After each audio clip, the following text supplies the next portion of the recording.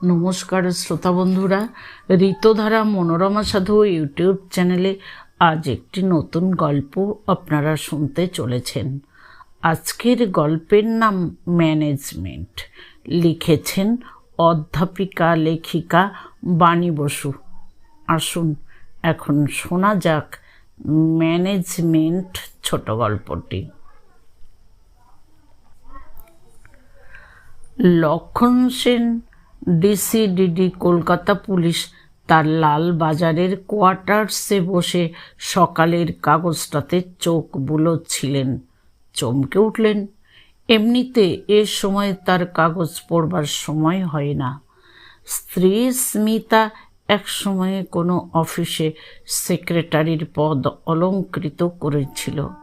সেই সুবাদে সে এখন লক্ষণ সেনের সমস্ত কাগজপত্র এবং সময় ম্যানেজমেন্টের মালিক। ডিসিডিডির স্টেজ তো কম নয়, সে ব্যবস্থাও করে স্মিতাই। ভালোভাবেই করে। বাধ্যতামূলক যোগাসন, বাধ্যতামূলক ধ্যান এবং বাধ্যতামূলক রেইকিটা স্মিতাই করে। ইদানিং লক্ষণ সেন এর দ্বিতীয় বিবাহের পর ভালো আছেন, চমৎকার আছেন। আগে নিজেকে ম্যানেজ করো, তারপরে ক্রাইম ম্যানেজ করবে, স্মিতা বলে থাকে। বলতে কি, স্মিতার অন্তরঙ্গ মতামত যা শুধু লক্ষণ সেনের কাছেই প্রকাশিত হয়, সেটা হলো লক্ষণ সেন ক্রাইম ম্যানেজমেন্টে ব্যর্থ। আমাকে দিলে আমি কাজটা বেটার করতে পারি, স্মিতা অবলীলায় বলে। বলার হক অবশ্য তার আছে।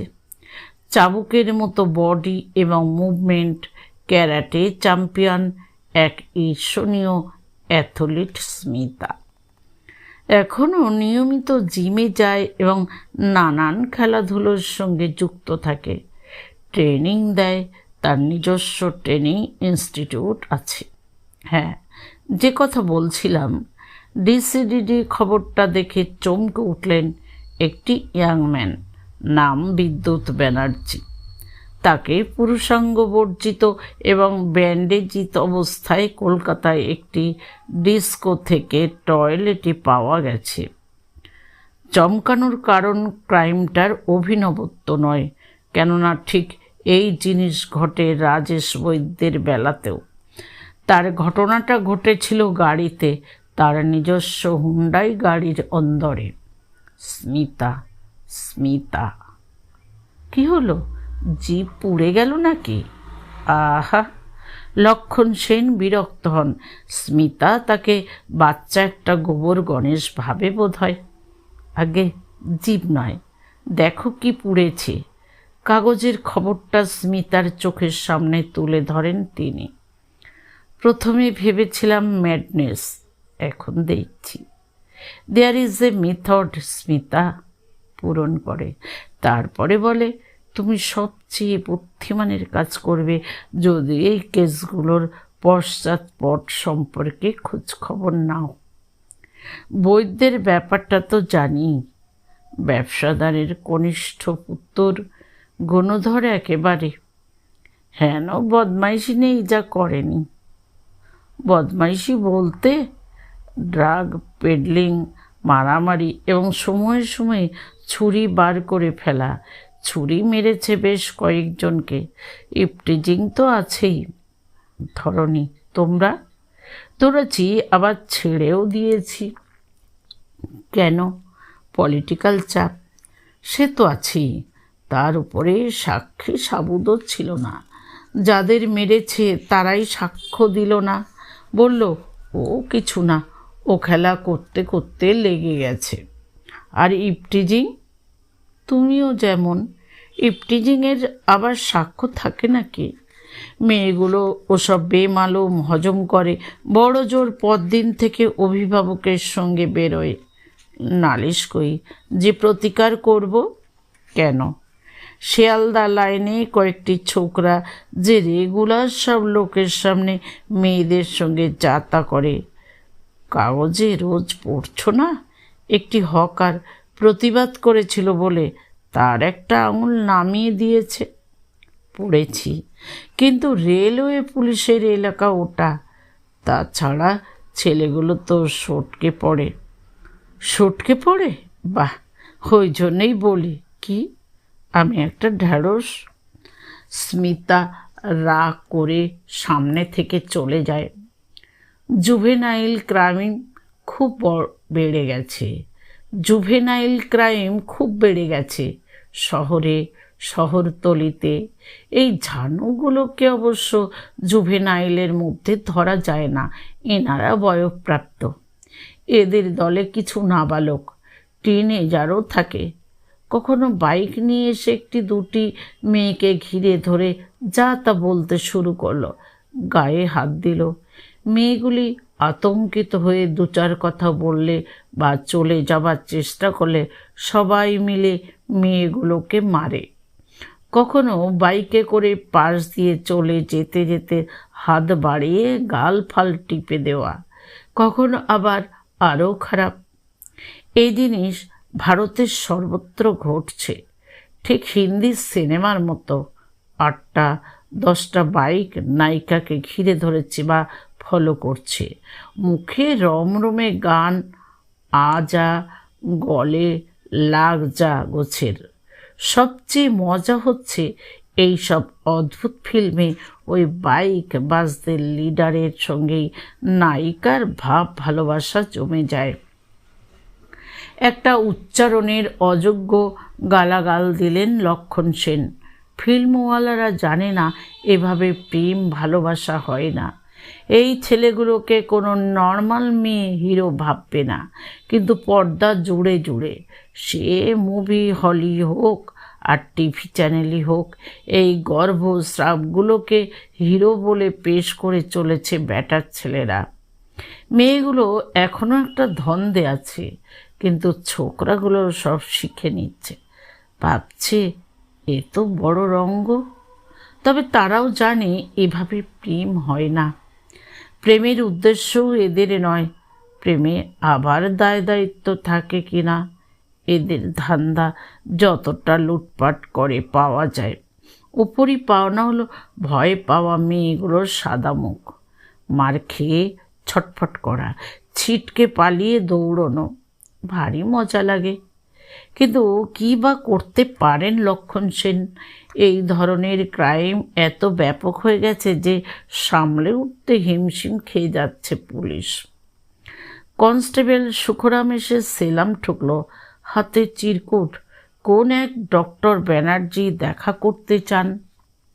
ডক্টর তড়িৎ ব্যানার্জি, নামটা কেমন চেনা চেনা লাগছে।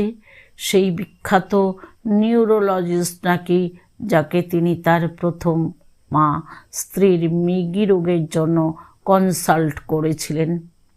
তখন তিনি এত উচ্চ পদে ছিলেন না, নতুন চাকরি বলতে গেলে। অঞ্জনার বোধ হয় রোগটা ছিলই, লুকেই বিয়েটা দেওয়া হয়েছিল।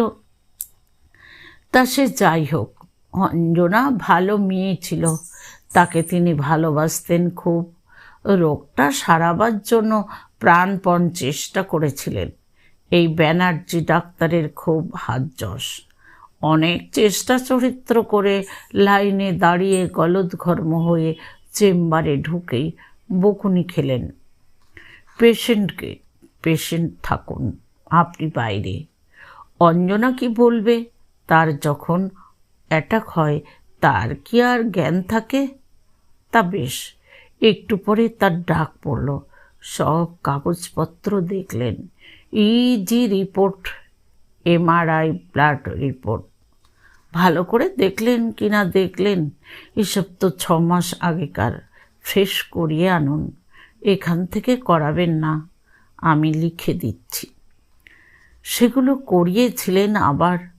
1010 টাকার ধাক্কা, আর অ্যাপয়েন্টমেন্ট পেলেন না ব্যানার্জির। আজ মেলবোর্নে কনফারেন্স, তো কাল ব্রিসবেন, পরশুদিন কুইবেক, তো তরশুদিন 6টা অপারেশন কেস। এইভাবেই অঞ্জনার যন্ত্রণার অবসান ঘটল। বেটে খাটো, বেশ সন্ডাগন্ডা মতো চেহারাটা, রূপলি জলুস মাথায় চিকচিক করছে। ব্যানার্জি লম্বা লম্বা পা ফেলে সামনের চেয়ারটা টেনে বসলেন, টেবিলের উপর অপারেশনের আঙুলগুলো ছড়িয়ে। গড়িয়াহাট থানা বলল লেক থানা, লেক থানা বলল ভবানীপুর। গর্জন করে বললেন ভদ্রলোক। লোকটা একই রকম রূঢ় আছে। লক্ষণ সেনের মনে হলো, আরে মশাই, এই আজকাল পরশুর গল্প, হেথা নয় অন্য কোনো খানের কিচ্ছা তো দাদা আপনার প্রাইভেট চেম্বারেও কম না। আমাদেরটা না হয় একটা বিরাট সিস্টেমের অংশ, কিন্তু আপনারটা তো আপনার নিজের প্রাইভেট, আপনার দ্বারাই পরিচালিত। মুখে বললেন, কি ব্যাপার?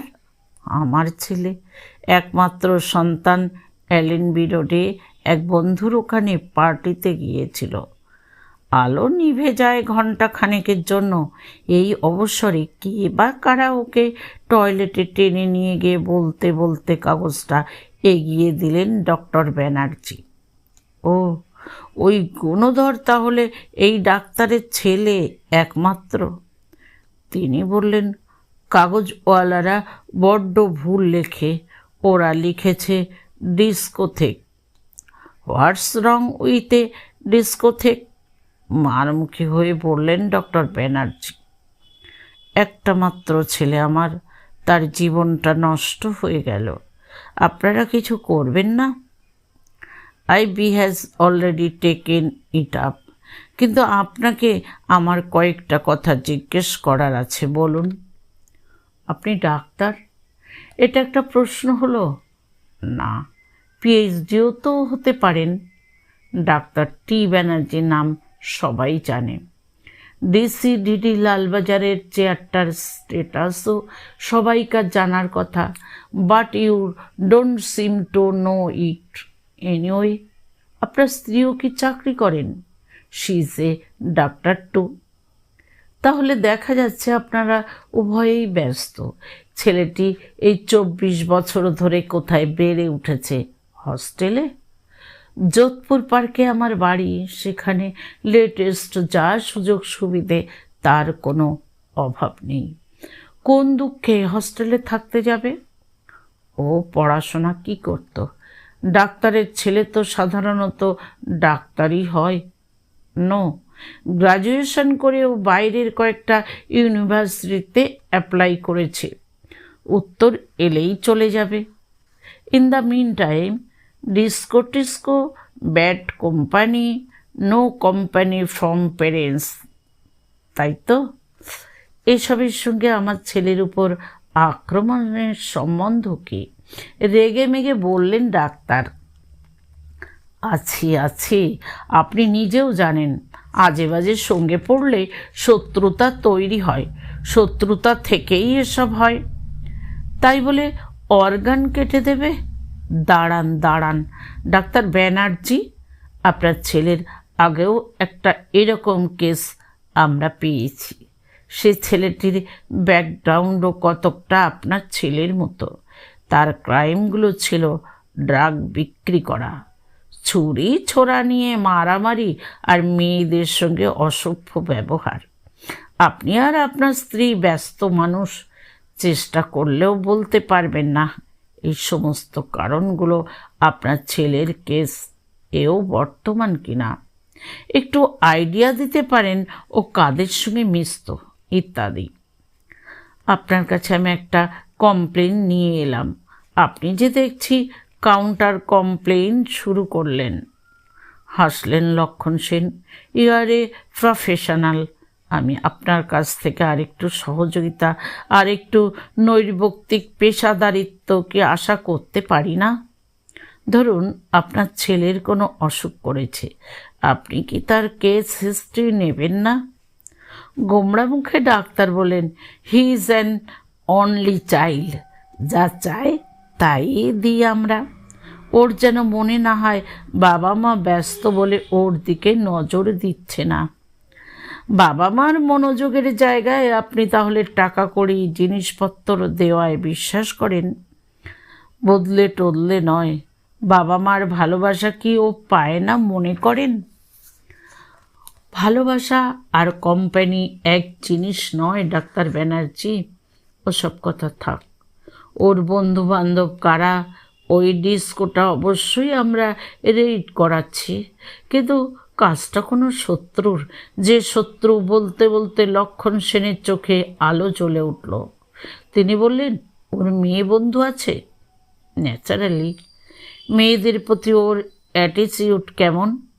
কাম on mister Sen, I am a father. Am I supposed to know that? Then please cut on those tips of yours abroad and make it your business to know. রাত্রির বেলা এই কেসটা নিয়েই আলোচনা হচ্ছিল স্মিতার সঙ্গে। দুজনে খেতে বসেছেন। চারপাশে প্রচুর ফুল, খুব সুন্দর গন্ধ ছড়াচ্ছে জুঁয়ের মালা। স্মিতা নিজে দাঁড়িয়ে বাবুর্চিকে দিয়ে রান্না করায় বেশিরভাগ দিনই। কোনো কোনো পদ ওর রান্নাও করে।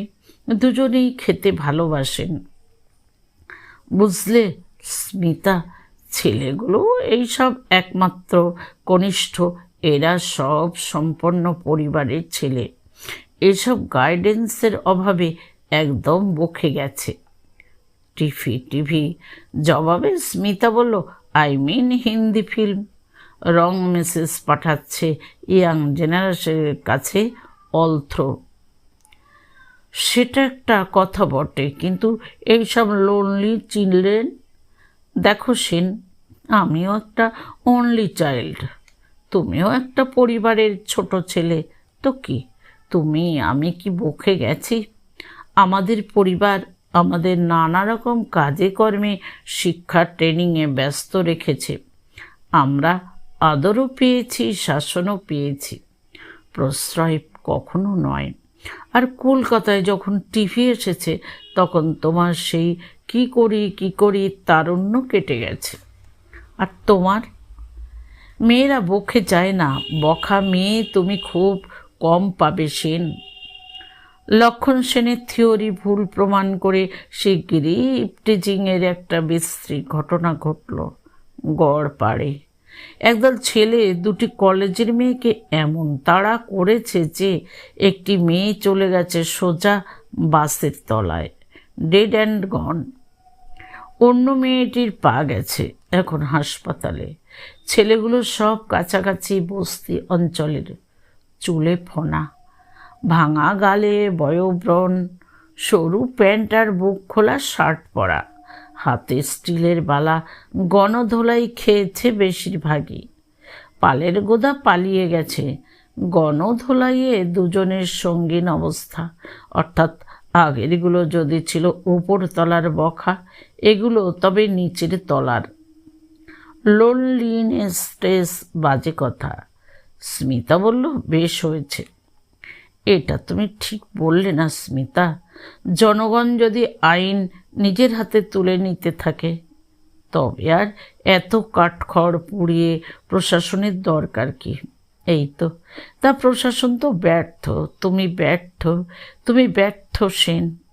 তাছাড়া নিজেই তো বললে উপর মহল থেকে চাপ আসে, তখন বদমাশগুলোকে ছেড়ে দিতে বাধ্য হও। গণরোষ কিন্তু কাউকে ছাড়ে না, কার চাপ স্বীকার করে না, কেননা জনতার মুখ নেই। সত্যি কথাই, যাদের মারে বদমাইশ ছেলেগুলোর একটা মরে গেল, আর গুলোর আধমরা অবস্থা, তাদের শনাক্ত করার কোনো উপায় নেই। লক্ষণ সেন এটা মানতে পারেন না। থানায় থানায় পুলিশের কাছে নির্দেশ চায়। ইপটিজারদের উপর নজর রাখতে বিশেষ নজর। জায়গায় জায়গায় হোর্ডিং লাগানো হলো। কোনো পুরুষ আপনাকে বিরক্ত করলে বা অন্য কাউকে করতে দেখলে অবিলম্বে নিকটবর্তী থানায় জানান, সংকোচ করবেন না। এইবার একটা কাজের মতো কাজ করেছ। স্মিতা হেসে পড়ল। স্মিতার তারিফ পেয়ে লক্ষণ সেনের গোফে চড়া। স্বাভাবিক। তিনি উৎসাহে পড়ে আরও কয়েকটা হোর্ডিং লাগালেন। তরুণ যুবক, তথা যাবতীয় পুরুষকুলকে সাবধান করা যাইতেছে যে অতঃপর মহিলাদের শ্লীলতাহানি এমনকি কোনোভাবে উত্ত্যক্ত করিবেন না, ইহা শাস্তিযোগ্য অপরাধ। কিন্তু তা সত্ত্বেও জিনিসটা কমল না। এই পুরনো শহরের গলি খুঁজে খুঁজে কে দেখতে যাচ্ছে? উত্ত্যক্তকরণের ঘটনা ঘটতেই থাকলো। আজ সল্টলেকে, কাল হিন্দুস্তান পার্কে, পরশু হাওড়ার গলিতে এবং ট্রেনে শিয়ালদায় ও হাওড়ায়। মেয়েরা ভয়ে লেডিস কামরায় ওঠে, কোনো পুরুষকে উঠতে দেয় না। একটি ছেলে হ্যান্ডেল ধরে ঝুলতে ঝুলতে একদিন ঝুপ করে পড়ে ট্রেনের তলায় পিষ্ট হয়ে গেল। অনেক অনুনয় করেছিল, দিদিরা একটু খুলে দিন, জাস্ট একটু, পরের স্টেশনে নেমে যাব। আমি ডাকাত নই, মধ্যবিত্ত চাকুরে, নতুন চাকরি, তো কে শোনে কার কথা? মহিলারা গ্যাট হয়ে বসে মুখে জর্দা পান ভরে যেমন পরচর্চা করছিলেন করে যেতে লাগলেন। দু একটি অল্প বয়সী মেয়ের মনে করুণার উদ্রেক হয়েছিল, কিন্তু তারা দরজা খুলে দেবার প্রস্তাব রাখতে তাম্বুল বাহিনী এক বাক্যে তাদের ট্রেন থেকে ছুঁড়ে ফেলে দেওয়ার হুমকি দেন।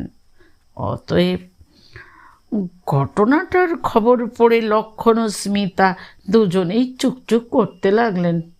ইস, পুরো দেশটা, এমনকি নারীকুলো অমানবিক হয়ে গেল।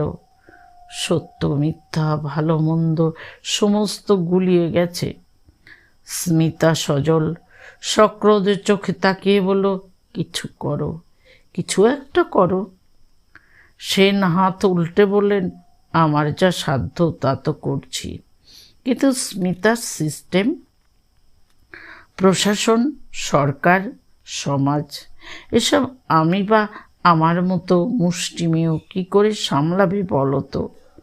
মানুষের সংখ্যা কম দরকার, তাদের শিক্ষা এবং এমপ্লয়মেন্টের ব্যবস্থা দরকার, লং টার্ম প্রসেস একটা। ঠিক যেন সেনের অসহায়তার উত্তর হিসেবেই পরদিন কাগজে বড় করে আরও একটি পুরুষাঙ্গ ছেদনের ঘটনা ঘটল, তারপর আরেকটি, আরেকটি, আরেকটি। নির্জন জায়গায় দিনে দুপুরে যেতে ভয় পেতে লাগলো মানুষ। কে জানে সেই রাক্ষস যদি আবির্ভূত হয়। চরম ঘটনাটি ঘটল শিয়ালদা লাইনের ট্রেনে। বনগাঁ যাচ্ছে। বনগাঁ পার হবার পর একদল সশস্ত্র যুবক কামরায় উঠে এ মেয়েকে খামচে, ও মেয়েকে চটকে, একে চুমো খেয়ে তাকে বিবস্ত্র করে, যার কাছে তাকে বিবস্ত্র করে, যার কাছে যা টাকা পয়সা গয়নাগাটি ছিল ছিনিয়ে পরের স্টেশনে নেমে পালিয়ে গেছে। কেউ প্রতিবাদ করেনি, ভয়ে মুখে কুলুপ। সব মেয়েগুলোই কাঁদছিল, আতঙ্কগ্রস্ত অবস্থা সবারই। কিন্তু যাকে বিবস্ত্র করে সে মেয়েটি হঠাৎ ট্রেনের দরজা খুলে ঝাঁপ খায়। দলা পাকিয়ে গেছে দেহটা। খবর এবং ছবি নিয়ে পাথরের মতো বসেছিল স্মিতা। খাবার টেবিল সাজায়নি, ফুল নেই, ঘরে একটা ঢিমটিমে আলো জ্বলছে। লক্ষণ সেন ধরাচুড়ো ছাড়লেন, চান করলেন, স্মিতার পাত্তা নেই। পাজামা পাঞ্জাবি পরে, গায়ে পাউডার, হালকা বিদেশি পারফিউম মেখে, চুল আছড়ে খাবার ঘরে এসে একটা দোল চেয়ারে স্মিতাকে বসে থাকতে দেখলেন তিনি। দোল চেয়ার, কিন্তু দুলছে না। কি হে? পিছন থেকে হাঁক পারলেন তিনি। তোমার ফেভারিট পারফিউম মাখলাম, ধরা চূড়ো ছেড়ে ভদ্রলোক হয়েছি এখনো অমন দূরবর্তী দুরঙ্গনা কেন? চোখে মেঘ ও রৌদ্র দুই ঝলসে স্মিতা বলে উঠল, তোমার লজ্জা করছে না? লজ্জা? লক্ষণ সেন হতভম্ব। থাকতে নেই পুলিশের নয়? নাকি তুমিও সেই গড়পড়তা পুরুষদেরই মতো? যারা সকালে উঠেই বাসি মুখে আগে কাগজ ঘেঁটে ঘেঁটে রেপের খবরগুলো পড়ে। নাকি কেন? নিশ্চয়ই you are not a hardcore policeman. তুমি একটা উচ্চশিক্ষিত কালচার্ড আইপিএস। তোমার কোনো রিঅ্যাকশন নেই, লজ্জাবস্ত্র পর্যন্ত ত্যাগ করেছ। ছি! বলতে বলতে স্মিতা ঘর ছেড়ে বেরিয়ে গেল। শত অনুরোধেও খেলো না। লাইব্রেরির ঘরের দরজা বন্ধ করে ঘুমিয়ে অথবা না ঘুমিয়ে রইল। লক্ষণ সেন এখন বুঝতে পেরেছেন ওই ট্রেনের ঘটনাটা, ওইটাই ঘুম কেড়ে নিয়েছে স্মিতা দেবীর। তিনি এখন আর স্মিতা নেই, অস্মিতা হয়ে গেছেন। রেল পুলিশের সঙ্গে কলকাতা পুলিশের যোগাযোগ হলো ঠিকই, কিন্তু রেল পুলিশ বড়ই অভিমান প্রকাশ করছে কলকাতা পুলিশের নাক গলানোয়। তারা প্রয়োজনে বরং র্যাব চাইবে, তবু কলকাতা পুলিশের অবাঞ্ছিত সাহায্য নেবে না। আবার ঘটল একই ঘটনা। এবার একটি যুবক বিপজ্জনকভাবে আহত হয়ে হাসপাতালে ভর্তি হলো। সে প্রতিবাদ করতে গিয়েছিল, একজনও তাকে সাহায্য করতে এগোয়নি। পুলিশ গার্ডের কামরায় বসে খৈনি ডলছিল। স্মিতা ফিরছে তার ইনস্টিটিউট থেকে, শ্যামপুকুরে সরু গলি দিয়ে। তেলিপাড়া শ্যামপুকুরের মোড়ে একদল ছেলে দাঁড়িয়ে খুব হাসাহাসি করছে। পড়েছিস নিশ্চয়ই। গ্যাংটা হাতের সুখ করে নিল বটে। হা হা হা। মেলা মাল্লুও পেয়েছে। হঠাৎ একটা বিরাশি শিক্ষার চড় এসে পড়ল একজনের গালে। হাসি গিলে ভ্যাবাচাকা খেয়ে গিয়েছিল প্রথমে, তারপরে তারা সালোয়ার কামিজের পিছনে ছোটে। ভেবেছেন কি এত সাহস? চড়! হাতের সুখ সালোয়ার কামিজ বলল, তারপর রুখে আসা আর একজনের মোটা গালে মারল আর এক চড়। টেনে একেবারে বলল, হাতের সুখ। যেমন চলছিল তেমনই চলতে লাগলো। চড় খাওয়া দুজনের দিকে তাকিয়ে বাকি তিনজন খ্যাঁ খ্যাঁ করে হাসতে লাগলো। 5 আঙুলের দাগ বসে গেছে শালা। মার খাওয়া দুজন গজরাতে গজরাতে বাড়ি ফিরে চলল। ভাবছে খুব চিড়বিড়ে রাগ, গালের সঙ্গে গাও জ্বলছে। কিন্তু একটা বিস্ময়ও, মারল কেন সালোয়ার কামিজ? খোঁজ খবর নিতে হচ্ছে তো। তুমি কোন বাগানের ফুল, কোন আকাশের তারা? শালা! হাতটা মুচড়াতে মুচড়াতে একেবারে মটাস করে ভেঙে দিতে পারলে। এর কয়েকদিন পর স্মিতার মান ভাঙল, যে মান লক্ষণ সেন শত চেষ্টাতেও ভাঙাতে পারেননি। সেই মান আপনি ভাঙল সকালবেলা খাবার টেবিল। পরিজ, ডিম, হিমসাগর, আমের প্লেট সামনে নিয়ে। লক্ষণ সেন ভেবেছিলেন রোজকার মতো আজও একা একা বিস্বাদ প্রাতরাশ সেরে তাকে কাজে যেতে হবে। দুপুর ভোজনে এসে বাবুর্চি একরামের চাঁদ মুখটি দেখতে হবে খালি। গৃহিণী ভোকাট্টা, কিন্তু কপাল ভালো। এক মুখ ঝলমলে হাসি নিয়ে স্মিতা দেবী ডিসিডিডির কেতার ব্রেকফাস্ট টেবিলে অপেক্ষা করছেন। দেখেছ কাগজটা? বিজয় গর্বে মেলে ধরে স্মিতা। কোনো রাজনৈতিক খবর নয়, বিদেশের কূটনীতি, শেয়ার বাজার ধস, প্রাকৃতিক বিপর্যয় কিছু না, লিড নিউজ হলো। আবার জল্লাদ, এবার সপার্ষদ। চলন্ত ট্রেনের কামরায় শল্য চিকিৎসা। গত কয়েক মাস যাবৎ বনগা লাইন মেয়েদের যাতায়াতের পক্ষে অনিরাপদ হয়ে উঠেছিল। যখন তখন একদল ছেলে ট্রেনে উঠে তাদের শ্লীলতাহানি করে পরের স্টেশনে নেমে যাচ্ছিল। কেউ প্রতিবাদ করতে গেলে ছুরির আঘাত।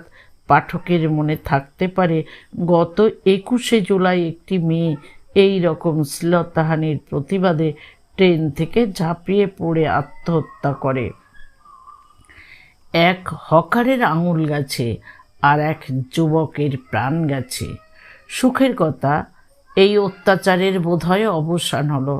17ই অগাস্ট ট্রেন বনগাঁ পেরোবার সঙ্গে সঙ্গেই একদল যুবক, যারা এতক্ষণ ভালো মানুষের মতো বসেছিল, তারা কামরার মেয়েগুলির ওপর অত্যাচার শুরু করে। হঠাৎ দেখা যায় প্রত্যেকটি মেয়ের হাত শটান উঠে গিয়ে একটি করে ঘায়ে ধরাশায়ী করেছে যুবকগুলিকে। এদের মধ্যে পাকাচুল বয়স্ক ডাকাতও একটি ছিল। এরপর যেন মন্ত্রের মতো কামরার চারদিক থেকে আরও একদল মেয়ে, যাদের এতক্ষণ মেয়ে বলে বোঝা যায়নি, ধরাশায়ী ছেলেগুলিকে ক্লোরোফর্ম দিয়ে চেপে ধরে। বিস্মিত যাত্রীদের চোখের সামনে যুবকগুলির পুরুষাঙ্গ অর্ধেক কেটে নেওয়া হয় এবং ব্যান্ডেজ করে দেওয়া হয়। পরের স্টেশনে কামরা শুদ্ধ মেয়ে নেমে অদৃশ্য হয়ে যায়। যুবকগুলি দলে 11 জন ছিল, পুরো একটি ফুটবল টিম ধরা পড়েছে। খুব খুশি যে দেখছি, লক্ষণ সেন বললেন। যে অন্যায়ের প্রতিকার তোমরা মাইনে করা রক্ষকরা করতে পারো না, সে কাজটা অন্য কেউ করে দিলে তোমাদের ভালো লাগবার কথা নয়। আমার কিন্তু চমৎকার লাগছে, টোস্টে কামড় দিয়ে বলল স্মিতা। একবার এরা নিজের হাতে নিতে শুরু করলে তার শেষ কোথায় কেউ জানে না স্মিতা। আইনের অপমান করে যেসব চোর, ডাকাত, লুঠেরা, রেপিস্টের গ্যাং দিনের পর দিন মানুষের উপর অত্যাচার চালিয়ে যাচ্ছে, তাদেরই বা শেষ কোথায়? সে ব্যাপারে তো তোমাদের বেশ সহনশীলতা দেখা যায়। শয়তানির শাস্তি হলে এত উতলা কেন, এগোতে লাগে? আমতা আমতা করে লক্ষণ সেন বললেন, না, ঠিক ইগো নয়, একটু দুশ্চিন্তা। মানে যদি কেউ দলনেত্রীকে চিনে ফেলে বা দলের কেউ যদি বিট্রে করে, তাহলে কি হবে বলো তো? কিছুক্ষণ চুপ করে রইল স্মিতা। একেবারে চুপ, মুখটা কেমন যেন লাগছে।